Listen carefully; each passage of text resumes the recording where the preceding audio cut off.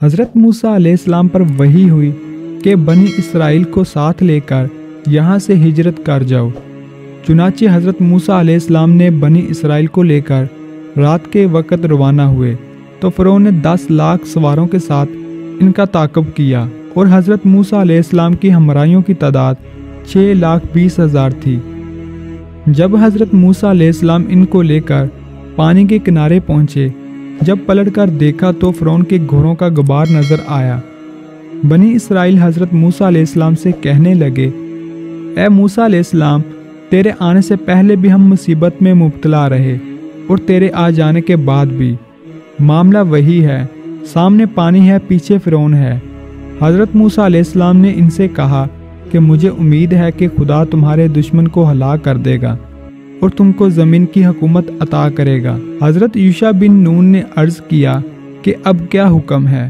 تو حضرت موسیٰ علیہ السلام نے فرمایا کہ مجھے حکم ہوا ہے کہ پانی پر عصا مارو، اور خدا نے دریا کو وحی کی تھی کہ وہ موسیٰ علیہ السلام کے عصا مارنے سے اس کی اطاعت کرے۔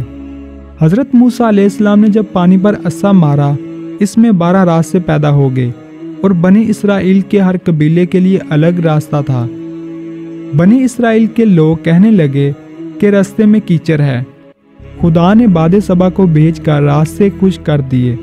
جب داخل ہوئے تو کہنے لگے کہ ہم ایک دوسرے کو نہیں دیکھ سکتے، نامعلوم ان کا حال کیا ہوگا۔ تو حضرت موسیٰ علیہ السلام نے اللہ سے ان کے حالات کی شکایت کی۔ پس وحی نازل ہوئی کہ اے موسیٰ علیہ السلام، اپنے عصا سے دائیں بائیں اشارہ کر۔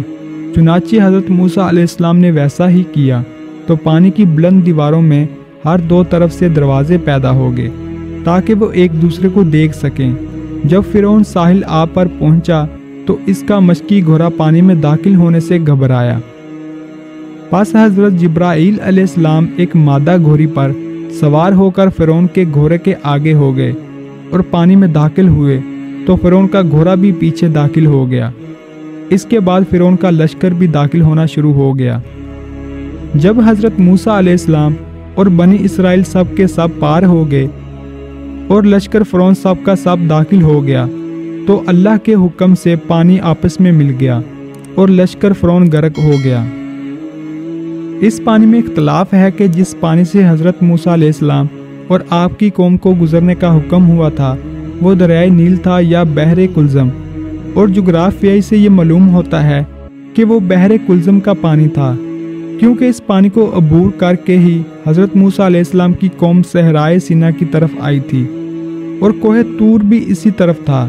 نیز فرعون کی غرقابی کے بعد بنی اسرائیل کا واپس مصر کی طرف پلٹ جانا اور وہاں اپنی حکومت قائم کرنا بھی تاریخ کا اختلافی مسئلہ ہے۔